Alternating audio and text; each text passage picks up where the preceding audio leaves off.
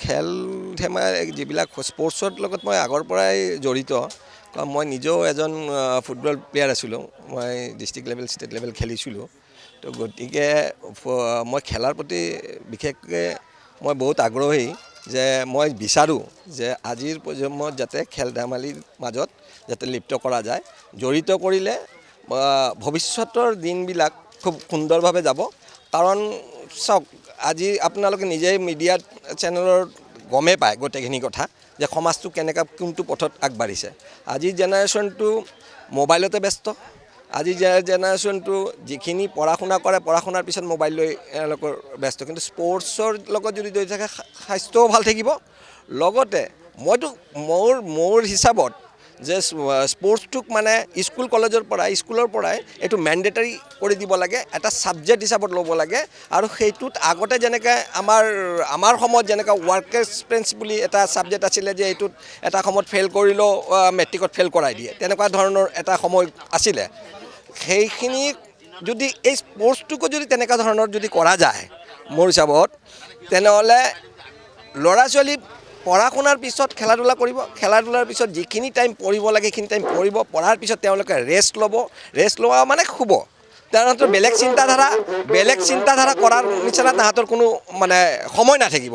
গতিকে মই বিচাৰোঁ সেইটো কাৰণে যে এইটো স্কুলৰ পৰা হেৰি কৰিব লাগে, যে এইটো মেণ্ডেটাৰী ছাবজেক্ট হিচাপত ইউজ কৰি কেনে স্পৰ্টছটোক ইমান জড়িত কৰিব লাগে যে ল'ৰা ছোৱালীৰ মাজত যাতে স্পৰ্টছটোৰ ওপৰত মানুহে গুৰুত্ব দিয়ে। আৰু স্পৰ্টছটো ল'ৰা ছোৱালীৰ ভৱিষ্যতটো ভাল থাকিবৰ কাৰণে এইটো প্ৰজন্ম যাতে ভাল চলে আৰু এই বিভিন্ন ধৰণৰ নিচাযুক্তৰ পৰা যাতে বিৰত থাকে, ল'ৰা ছোৱালী যাতে আড্ডাবাজি বা মোবাইলৰ পৰা যাতে বিৰত থাকে, সেইটো কাৰণে স্পৰ্টছটো যদি কৰা হয় তেনেহ'লে তেওঁলোকৰ স্বাস্থ্য আৰু ফিউচাৰটো ভাল হ'ব। স্বাস্থ্যও ভাল থাকিব, ফিউচাৰো ভাল হ'ব, চবফালে ভাল হ'ব, গ্লেমাৰ আহিব, চবফালে আহিব। স্পৰ্টছটো ইমান ইম্পৰ্টেণ্ট বস্তু। আমাৰ খেলখন এইবাৰ পঞ্চম বাৰ্ষিক আমাৰ মেট্ৰ' স্পৰ্টছৰ পৰা আয়োজন কৰা হৈছে। আগতে খেলাখনত আমাৰ দুবছৰ মানে ক'ভিড মহামাৰীৰ পৰা আমাৰ খেলাখন অনুষ্ঠিত কৰিবৰ পৰা ব্যাঘাতো আছিলোঁ।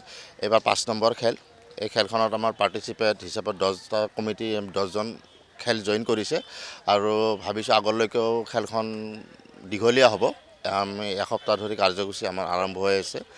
এই কাৰ্যসূচীত আমি সকলো মুখ্য অতিথি ধৰক আমাৰ অতুল বৰা ডাঙৰীয়াদেৱ, আমাৰ কাউন্সিলৰ লিপিকা বাইদেউ, উত্তম দা, এনেকুৱা বহুত কপাৰেটিভৰ চেয়াৰমেন সুৰজ চৌধুৰী ডাঙৰীয়াদেৱ, তেখেতসকলে আহি আমাৰ লগত সহায় সহযোগিতা আৰম্ভ কৰিছে। আমাৰ খেলটো আমাৰ অল আছাম ক্ৰিকেট টুৰ্ণামেণ্টটো আমাৰ ইয়াতে আপোনাৰ শান্তিপুৰ, তাৰপিছত আপোনাৰ খানাপাৰা, 6 মাইল, তাৰপিছত নাৰেংগী, ঠিক তেনেকুৱা ধৰণৰ বাহিৰা ডিষ্ট্ৰিক্টৰ পৰা অহা নাই।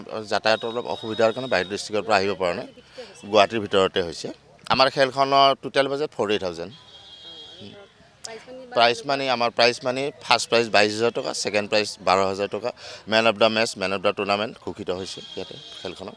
আমি ক্ষুদ্ৰ ফিজ এটা লৈছোঁ, যেতিয়া খেলখনত পাৰ্টিচিপেট কৰিব কমিটিক কিবা এটাতো দিব লাগিব, ঠিক তেনেকুৱা আমি এটা ক্ষুদ্ৰভাৱে লৈছোঁ। আৰু বৰ্তমান মই এই খেলখনত জড়িত আজি 4টা বছৰ মই জড়িত আছোঁ।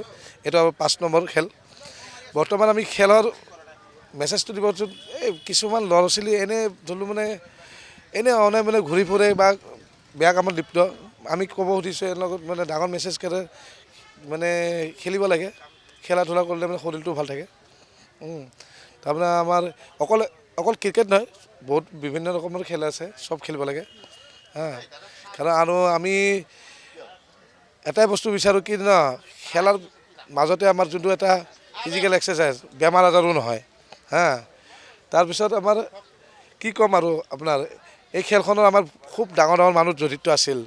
আৰু আমাৰ কমিটিখিনি ভালেখিনি কমিটি আছিল। তাৰপৰা কমিটিকেইটা ভাঙা নাই। আমি আজি কমিটিকেইটা বেছি দুৰ্ভাগ্য, কাৰণ আমাৰ এতিয়া 10জনীয়া কমিটি আছিল, ভাঙি আমি 4জনীয়া থাকি গ'লোঁ।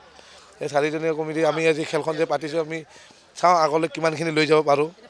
হয়, এটা প্ৰাইজ মানি জইনিং লৈছোঁ। জইনিঙৰ থ্ৰু দি তেওঁলোকক আমি এটা ফাৰ্ষ্ট প্ৰাইজ আৰু ছেকেণ্ড প্ৰাইজো আমি ইছ্যু কৰি দিছোঁ। আৰু তাৰপিছত man of the match, man of the series trophy আছে। এই চব আমি তেওঁলোকক আগুৱাই দিওঁ।